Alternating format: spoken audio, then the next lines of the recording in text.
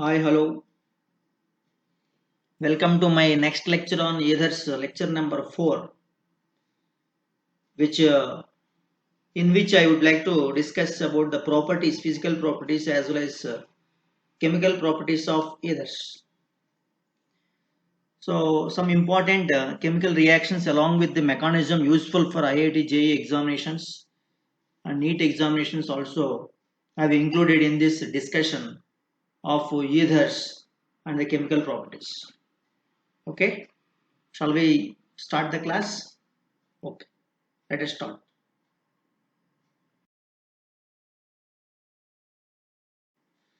Okay, it is lecture number 4 on ethers, which is continuation of my last class of epoxides and their preparation. And still we have some important epoxidation reactions, how they will take place and all I am going to discuss in this. As we have some alkenes are there, how alkenes reacts with the peroxo acid, organic peroxo acids, which is said to be syn addition. And in this syn addition, what will happen? So some stereochemistry will be maintained and substituent syn addition. There is a double bond which will be attacked by this peroxyoxygen of this organic peroxide, and after that the peroxide will become organic acid, and this peroxyoxygen will convert this alkene into oxirane. This is a bridged cyclic ether formed in this. In this mechanism, which involves SN2 attack, as we have double bond is there in the double bond, there are pi electrons are there. These pi electrons on this peroxyoxygen they will attack, which is attached to this OH group of the peroxy acid. That means in this peroxy acid, last terminal group is OH group. To that, this double bond will be attacked according to SN1 mechanism, and finally it results carboxylic acid also. Here there is a transfer of oxygen from peroxy acid takes place here. This oxygen to the double bond, carbon-carbon double bond. In this, not only this peroxy acids, you can also use CF3COOH, that means trifluoro peroxy acid. Instead of that one, you can also use this MCPBA. PBA is nothing but metachloroperoxybenzoic acid, MCPBA. You can use for better results. Okay, let us see how this alkene cis-2-butene will give this meso product. Let us see here, this will give meso product as this is the organic peroxide, and this peroxide gives peroxyoxygen, whereas this cis-2-butene is giving meso product. And when you take trans-2-butene, it gives the enantiomer of it. It is CH3 groups here, how they are in opposite direction, they are present in the structure enantiomer. We can observe. Not only this one, we can prepare epoxides or whatever the cyclic ether. That ether can be easily obtained when alkene is treated with oxidized with the silver metal at 470 to 670 Kelvin in the range. We can get the ethers, cyclic ethers. And here one thing we have to remember, that intramolecular Williamson synthesis is also said to be giving some cyclic ethers with more number of atoms in the cycle. That means in the ring, more carbon atoms you want means you can also use this method. In this method, the first we will treat this chloro and primary alkyl groups with sodium hydroxide. In this, sodium will be treated with reacted with the primary alcohol, as you know.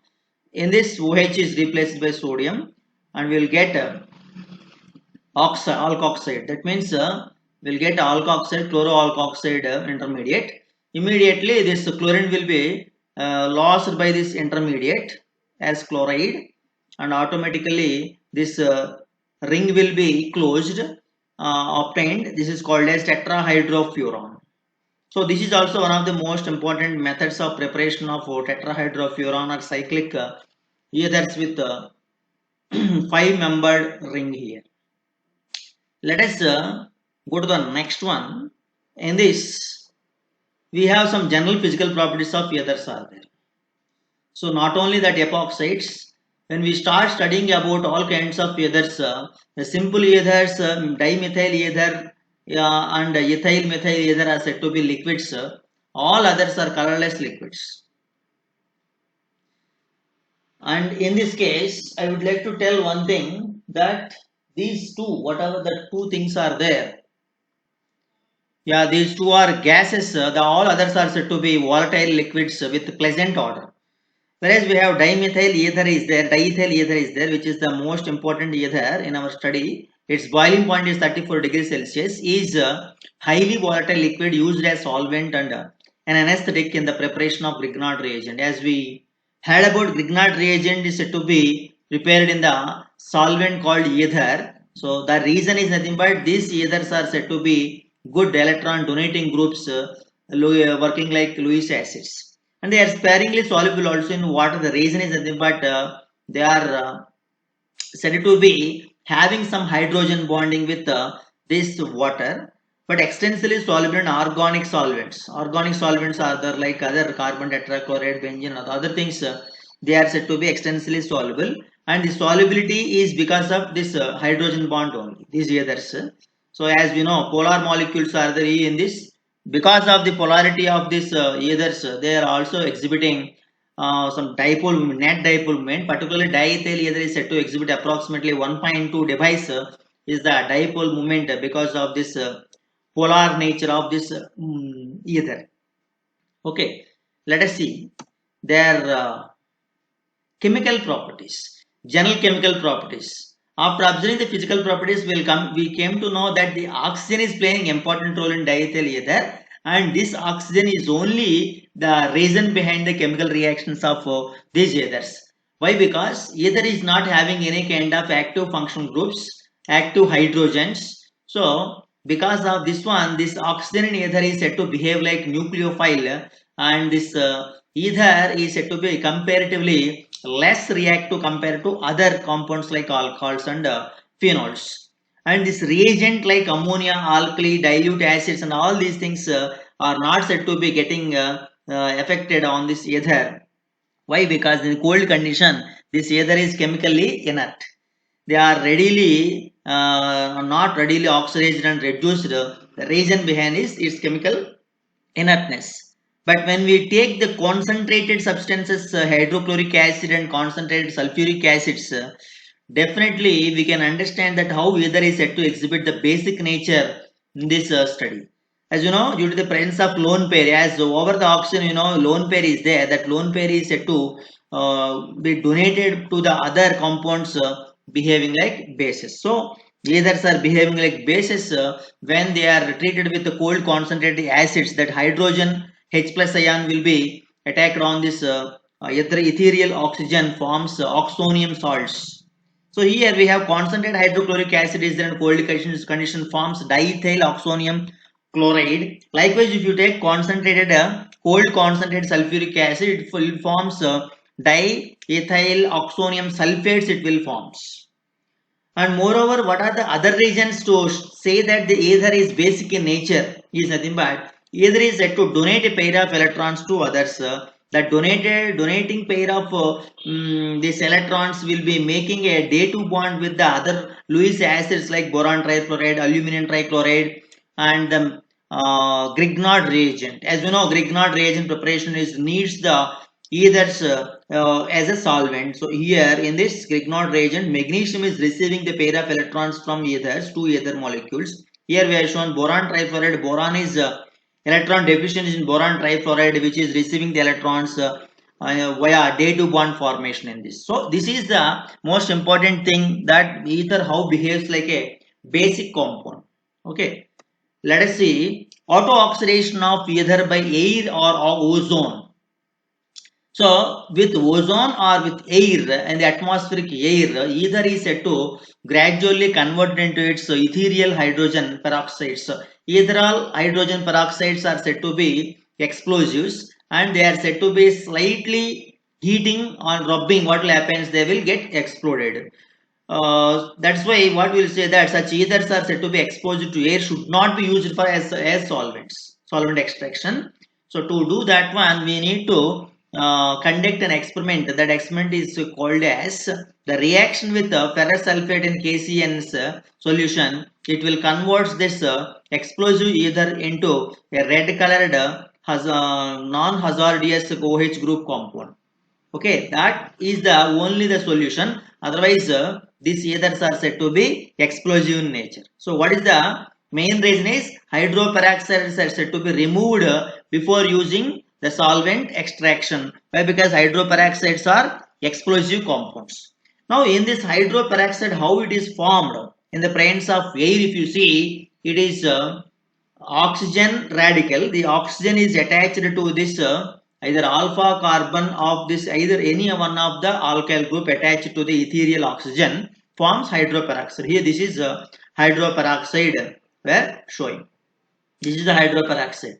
In this hydroperoxide, ether is said to be purified in excess of FeSO4 in KCN solution. KCN is potassium thiocyanide, which reduces into the OH group to the non-explosive innocuous OH group. Why innocuous is nothing but non-hazardous compound, that is red colored compound will be obtained as a complex in this ether reactions. So this reaction is also said to be a most important free radical mechanism in which oxygen is a diradical, which is said to be the initiating compound of initiator particle of this reagent of this free radical mechanism. Let us see how this mechanism takes place. First step of the free radical mechanism, we can say initial stage. So in the initial step of this free radical mechanism, this ether is reacting with the diradical, that is oxygen. Here this is one oxygen free radical, here on another oxygen free radical. So two oxygen atoms with the two odd electrons are, that's why we will call it as a diradical. This is a di free radical. So in this diradical, what will happen? This whatever alpha carbon is there, alpha carbon of one of the alkyl group will become free radical and hydroperoxide radical will be separated out. When we start observing the propagation with this free radical obtained here in the first step, again with the diradical, oxygen diradical, that forms this oxygen radical in this step 1. And the step 2, what will happen? This radical obtained in the first step again reacts with another ether molecule, forms, we have hydroperoxide. This is the step which will give ether hydroperoxide, and other free radical of this ether will be there. This will continues to take place repeatedly, and the chain will definitely terminate by the collision between any of the two free radicals in the termination step. So in this way we can get ethyl hydrogen peroxide in the auto oxidation of ethers in the presence of air or sunlight. Okay, let us see the next one, hydrogenation of ethers. Next chemical reaction is hydrogenation of ethers. In this I am taking diethyl ether. This diethyl ether is having alkyl groups. These alkyl groups are said to be involved in this hydrogenation halogenation of ether process. As you know, halogenation is a substitution reaction. In this substitution reaction, this halogen is replacing the hydrogens present in the alkyl groups.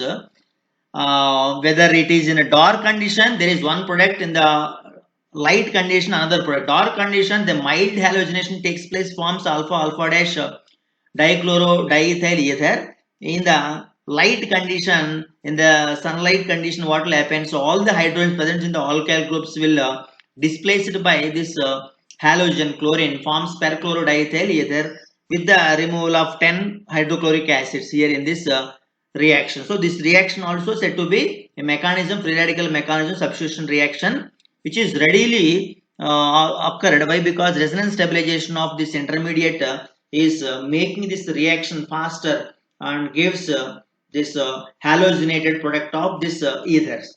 So if you take one example here, I have shown here in this ether is there. There are two different alkyl groups also I am showing in the presence of chlorine free radical. Once HCl is got removed, then R dash here O CHR I have shown. In this carbon free radical is there, and this carbon free radical, one of the oxygen electron, paired electron, is giving a double bond between oxygen and carbon, and oxygen free radical form. So this will be the resonance between the the two whatever the free radicals, that this resonance is making this free radical stable, and the formation of this halogenated product takes place because of this stabilization of intermediate, and chlorine free radical is got removed in this process. It will continues like a chain reaction process. Finally it gives alpha alpha dash dichloro diethyl ether, or also you can call it as 1,1 dichloro diethyl ether. Let us move to the next one, that is called as cleavage by heating with acids. Most important chemical reaction for JEE examination, that is how hydrogen iodide reacts with ethers and what are the products. This is the question.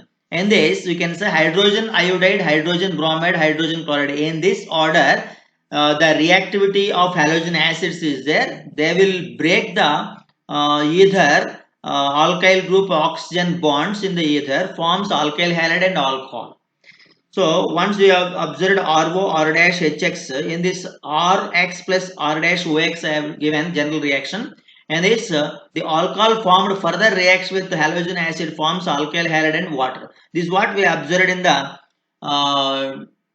Groove's process in the preparation of ethyl halides in the haloalkane chapter. So if you see this mechanism, in this mechanism, step 1, there is a protonated ether is formed. This protonated ether formation is step 1, while that X minus is removed as halide ion.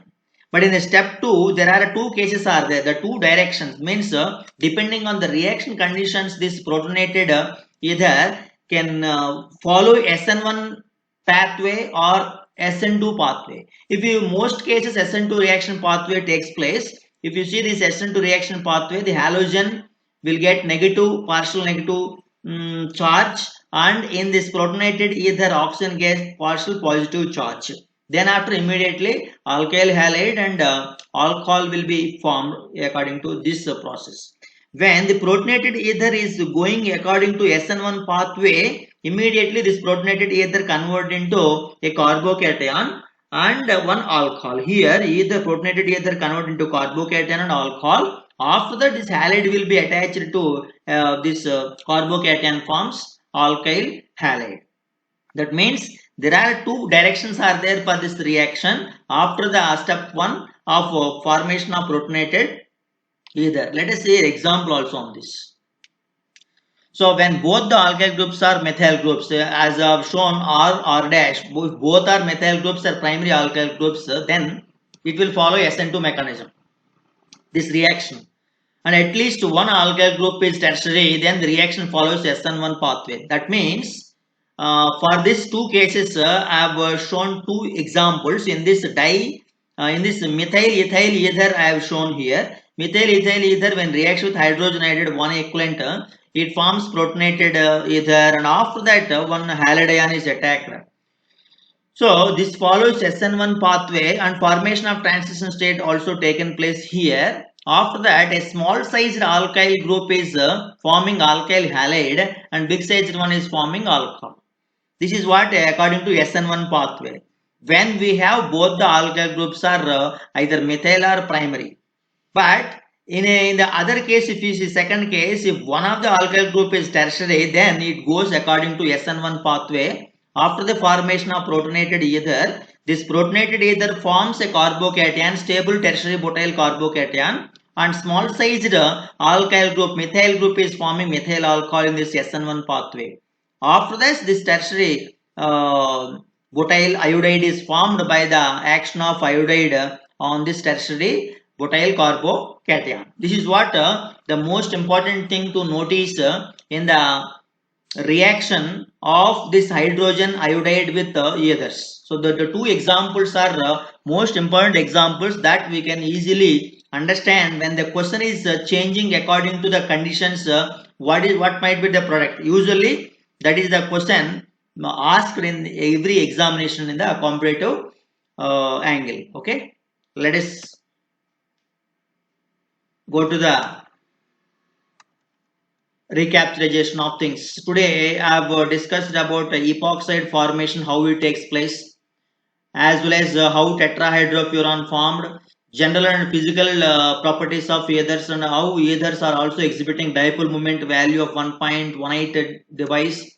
After some chemical reactions, chemical inertness of ether also shown, and in this Lewis acid behavior, Lewis basic behavior in the presence of Lewis acids, boron trifluoride, aluminum trichloride, Grignard reagent also shown, as well as some of the most important auto oxidation methods of ether by air or oxygen also shown, and which gives an idea about hydroperoxides and their explosive nature, and again converting into non-explosive compounds in the presence of ferrous sulfate and KCNS.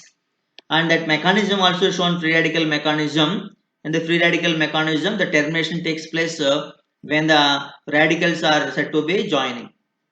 And halogenation of most important reaction, halogenation of ether also shown in this alpha alpha dichloro diethyl ether, perchlorodiethyl ether, how it forms with a small mechanism also shown. Then it is followed by the cleavage by heating with acids, hydrogen iodide, hydrogen bromide, hydrogen chloride, how reactivity towards either forms alkyl halide and alcohols in the mechanism step 1 and step 2. We have discussed with examples also, that is methyl ethyl ether and methyl tertiary butyl ether with hydrogen iodide gives different products with different pathways of the substitution reaction mechanism. Okay, thank you for this session, and we will meet in the next session with additional information of this ethers as well as some objective questions. Thank you.